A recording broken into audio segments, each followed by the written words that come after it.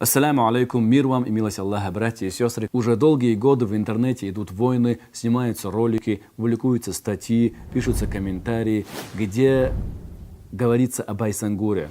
Кто-то пишет, что вообще про него ничего не нашел, кто не читал. Когда читал, даже не смог найти. Не знаю, наверное, у кого-то наступает слепота именно в тот момент, когда он доходит до имени Байсангур, где упоминается в архивах. Я тоже не поленился, как и некоторые историки, начал искать. Конечно, очень легко сказать, что я ничего не нашел про Байсангура. Сидеть на диване, пить чаек и прикусывая при этом печеньем, это очень легко, конечно. Когда ты часами ищешь в документах, копаешься, смотришь в архивы, делаешь распечатки, это трудно, это действительно трудно. Тем более, когда есть несколько томов, и ты должен искать названия, смотреть страницы, листать и тому подобное. Братья и сестры, очень важное заявление с моей стороны. Обращаюсь к нечеченцам. Братья и сестры, я всех уважаю. В первую очередь, альхамдулилля, я мусульманин. Я просто читаю много комментариев в других пабликах про нацизм, национальность, нация.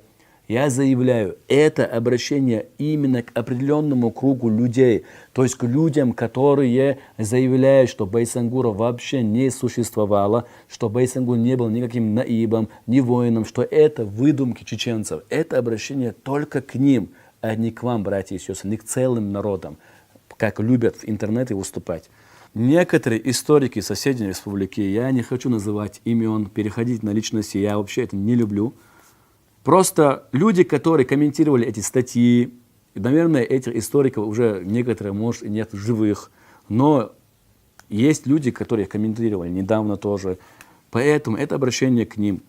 Просто некоторые историки пишут, берут слова из дневника полковника русского Руновского, который он написал, он был 3 года приставом рядом с имамом Шамилем в Калуге, жил рядом с ним, писал дневник по датам, расписывал все. И смотрите, есть статьи, где говорят про Байсангура, и там приводятся слова этого Руновского, то есть из дневника Руновского, точнее. И что меня удивило, я не знаю, давайте будем находить оправдание. Может, этот человек действительно не полностью читал дневник Руновского. А потом еще один вопрос, почему он не полностью читал, почему не посмотрел, а есть ли в других местах что-нибудь про Байсангура? Не знаю. Но факт в том, что этот человек не привел отрывок из этого дневника, то есть слова. Я считаю, это очень важно. Не знаю, почему это не было сделано.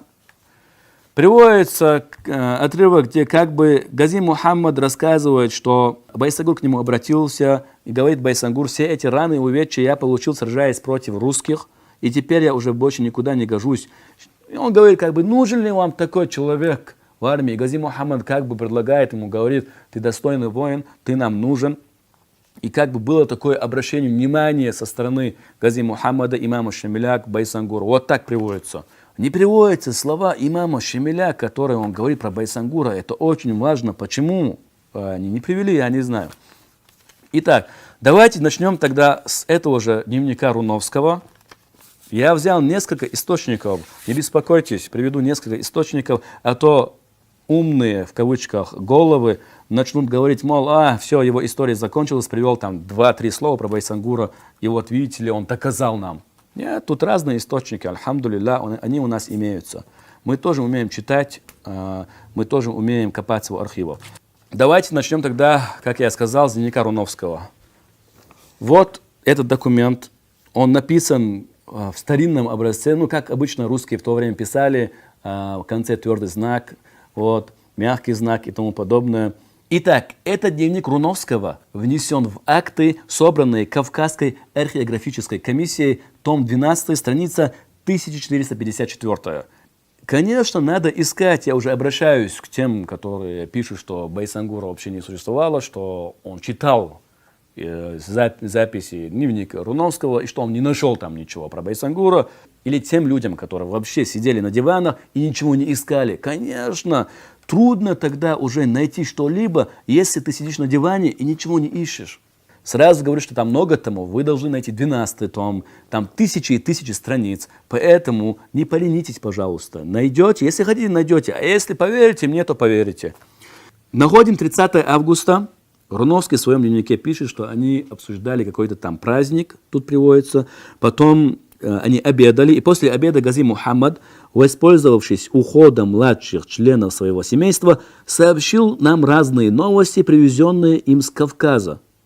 Это большая часть касалось и Байсангура, там говорится про Биной, тем, что Байсангур ушел уже в лес, стал отдельно жить, за ним последовали 3 человека, которые прочитайте, короче. Нас интересует момент, который некоторые соседи, историки-соседи не привели в своих статьях, именно этот момент. Почему? Я не знаю. Я считаю, что это важный момент. Руновский пишет: кроме вышеизложенных сведений, Гази Мухаммад рассказал еще небольшой эпизод, весьма резко характеризующий нравы горцев вообще, а личность Байсангура в особенности.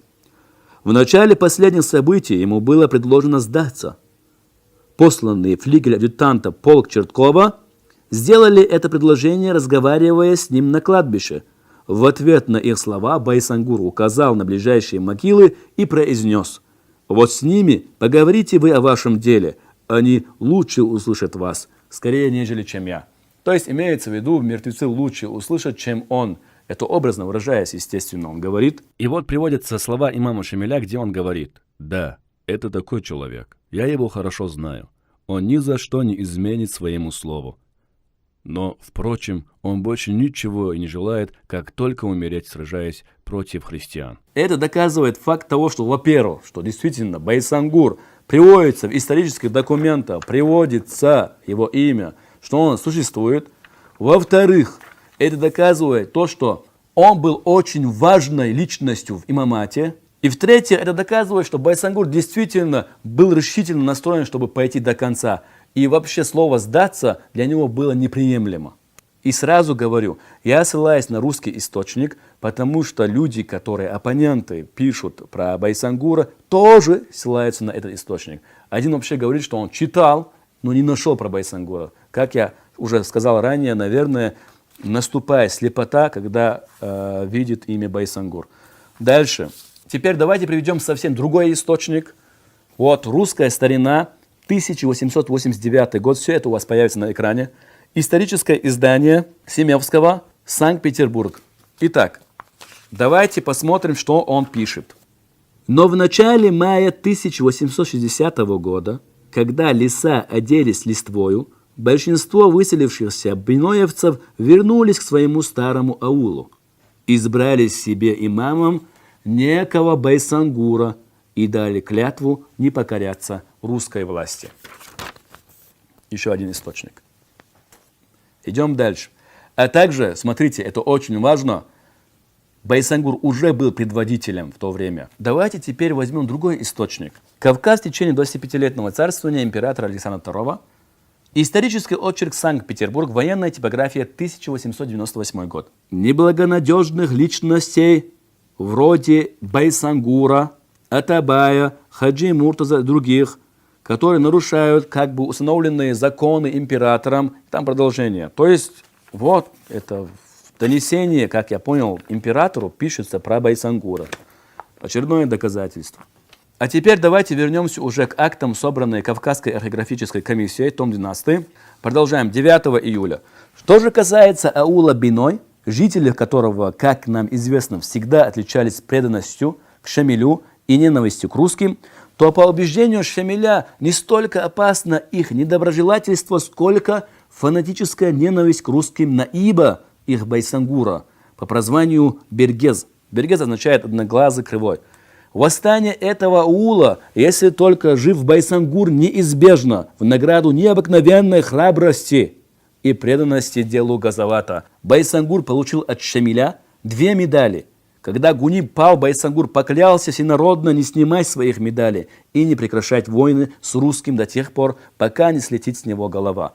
Поэтому на преданность биноевцев тогда только можно будет положиться, когда не будет между ними Байсангура.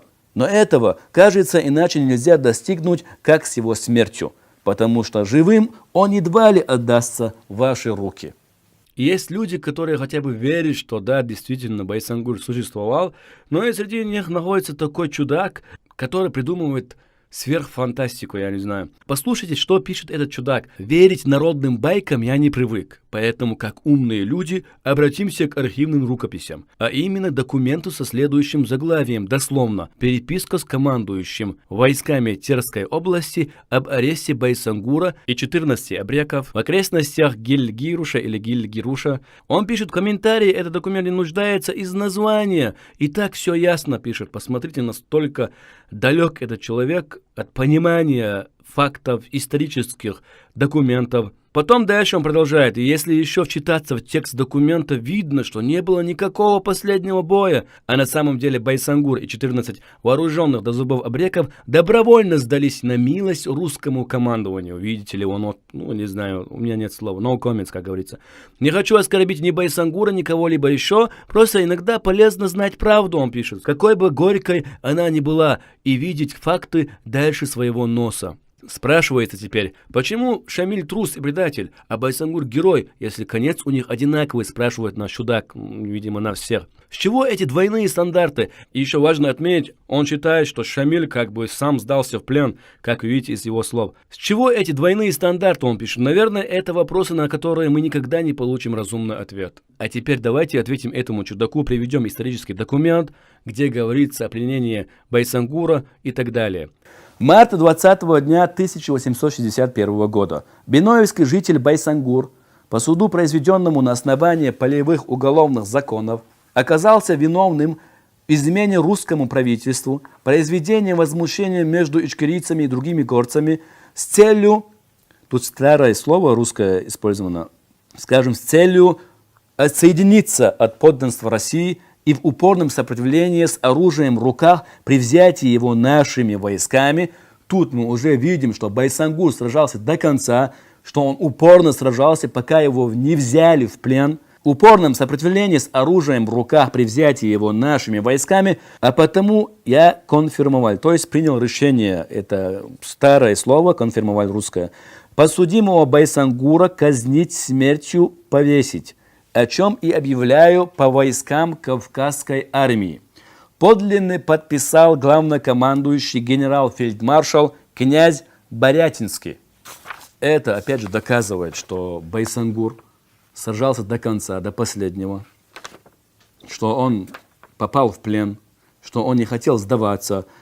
Если ссылаться на русские источники, почему я про это повторяю снова и снова? Потому что есть люди, которые говорят, что вообще в источниках про него не написано, что есть какой-то чеченский старый фольклор, что он там приводится. Да, есть некоторые историки, которые говорят правду, что да, Байсангур такой был. В соседней республике тоже историк говорит, перестаньте говорить, что не было Байсангура. Он был, он храбрец, он воевал на передовой, он получил ранения на этих сражениях. У него нету глаза, ноги, руки, он все это потерял на войне. Он это говорит, я не говорю, что все такие, поэтому я обращаюсь именно к определенному кругу людей. Поэтому я приведу эти источники тем людям, которые говорят, что он не упоминается в российских каких-то архивах. Вот вам доказательство.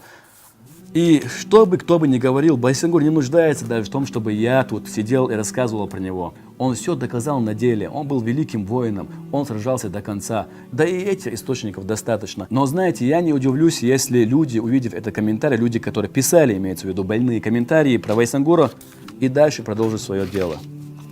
А я считаю, что для разумных и для людей, которые признают факты, людей, которые признают правду, этого достаточно. Мир вам и милость Аллаха.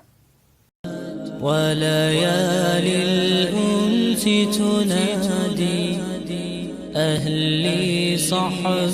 тот, кто произнес: «Коль мы окружены, значит от нас им не уйти».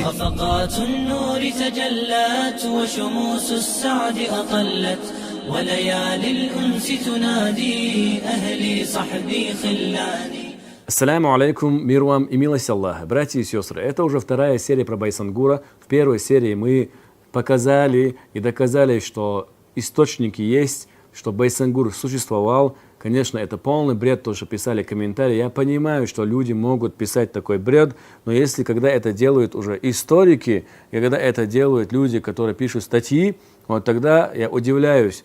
В основном в этой серии мы поговорим о том, что находился ли Байсангур в Гунибе, прорвался ли он со своими мюридами через кольцо врагов. Некоторые историки пишут, что вообще про это нету ни одного источника. А также в комментариях я читал, что это выдумка нашего народного писателя Абузара Айдамирова, который он привел в романе «Долгие ночи». И сегодня, иншаллах, мы докажем, что опять эти люди несут бред, что это выдумка Абузара Айдамирова, что до него никто про это не писал, что опять же находятся люди, которые говорят, что нет такого героя по имени Байсангур. Также, кто не видел первую часть, только после просмотра первой части смотрите вторую. Опять же, братья и сестры, никакого национализма, мы просто тоже любим свою историю, своих героев. Мы же прекрасно с вами знаем, как ревностно мы относимся к ним. Если мы будем молчать и не отвечать на эти нападки, то может быть так, что наше подрастающее поколение, увидев только одну сторону эту, то есть людей, которые несут бред, что Байсангура такого не было, что это выдумки, сказки, что есть только одна сторона, где источник есть только один, то, что Байсангура вообще не было в Гунибе, то они могут в это поверить, и понимаете, так как они могут сказать, ну, если чеченцы наши не отвечали, значит, это так и есть. Хотя до меня, конечно же, и Академия наук Чеченской Республики отвечала на эти нападки, а также наш историк Хасан Бакаев тоже отвечал.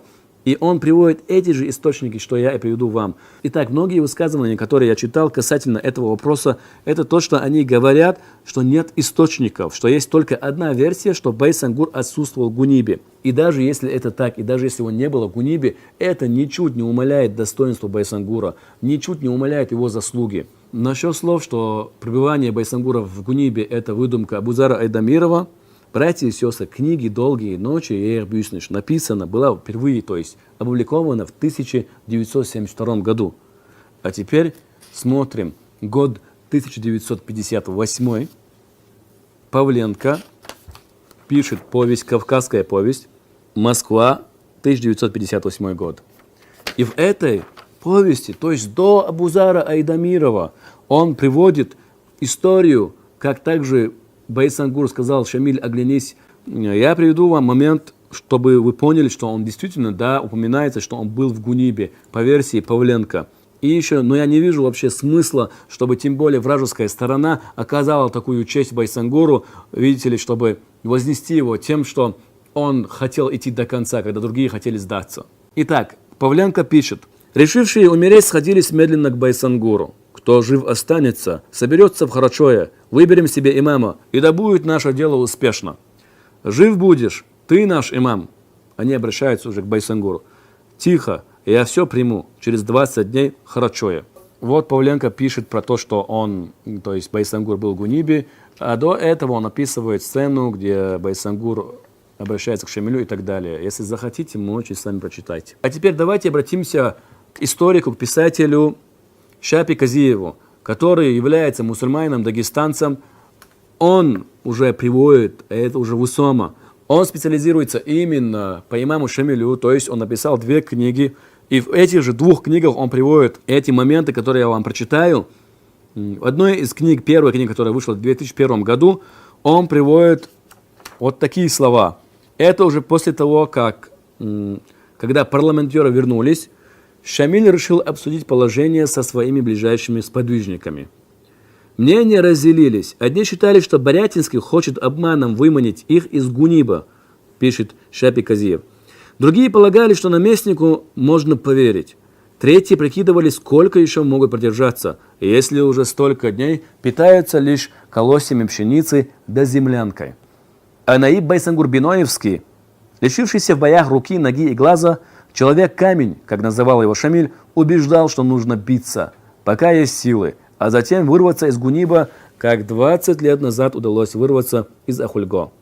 Как видите, это уже дагестанец-историк пишет, а теперь уже другой момент из этой же книги. Наместник был раздосадован тем, что Шамиль не вышел раньше, когда еще можно было успеть к именинам царя. Теперь же все его выгодные предложения отменялись, и Шамилю гарантировалась лишь неприкосновенность его особы и семьи. Но Шамиль все же настоял на гарантии о безопасности и для всех своих сподвижников. Желая поскорее закончить дело, Борятинский согласился. Когда переписали пленных, оказалось, что среди них нет Байсангура Биноевского. бесстрашный Наиб сумел пробиться из Гуниба с несколькими мюридами. Он продолжал воевать и поднимал восстание, пока в 1861 году не был схвачен и приговорен к повешению. Шапи Казио, как видите, тоже подтверждает, что Байсангур был в Гунибе и также прорвался через кольцо врагов. А вот сказание народов Дагестана, по бытующим в народе преданиям, Шамиль ясно сознавал безысходность положения и решил согласиться с предложением русских о перемирии. В ласковом варианте Шамиль, собрав защитников Хульго, поведал о своем решении. Почти все мюриды согласились с его решением. Лишь чеченский Наиб Байсангур из Биноя настаивал на продолжении борьбы и уверял, что прорвется в Чечню, поднимет там восстание и отвлечет русских от горцев. И тогда Шамиль со своими мюридами сумеет вырваться из окружения. А кто намерен сдаваться, того он застрелит. Также, братья и сестры, я хотел бы вам прочитать несколько строк из поэмы «Пленение имама Шамиля», автором которой является Магомед Бек Аварский, поэт, сторонник имама Шамиля, активный участник Кавказской войны. Я где-то читал, что поэма была написана в 1860 году, то есть уже после года, как Гуниб пал. Это длинная поэма, но я прочитаю последние строки. «Наибы в медалях хоть с виду львы, а в деле, где доблести их, увы. Черкески на них дорогого сукна, да страхом душа под черкесской полна. И только чеченцы стальные с сердца решили до смертного биться конца. Чеченцы обету и чести верны, и сабель их курдских удары грозны». А также в завершении, братья и сестры, я хотел бы привести тоже несколько документов, где упоминается Байсангур. Всеподданный отчет о действиях военного министерства за 1861 год представлен государю-императору 1 января 1863 года. Военные действия на Кавказе. И смуты, произведенные на Ичкерийском и Аргунском округах шайками Байсангура, Атабая и Умадуева, неоднократно отвлекали наши войска на довольно продолжительное время от предположенных занятий. Упоминается Байсангур, как вы видите, в этом документе тоже. Теперь еще один документ, где ведется запись по датам. Февраль 17. Усмирение Ичкерии и взятие в плен предводителя мятежников Байсангура. То есть мы поняли, что есть две стороны. Что есть сторона, которая не признает, что Байсангур был в Гунибе, и та сторона, которая заявляет и признает, что Байсангур был в Гунибе. Байсангур являлся одним из достойнейших сынов Чечни. В этом нет никаких сомнений. Мир вам и милость Аллаха.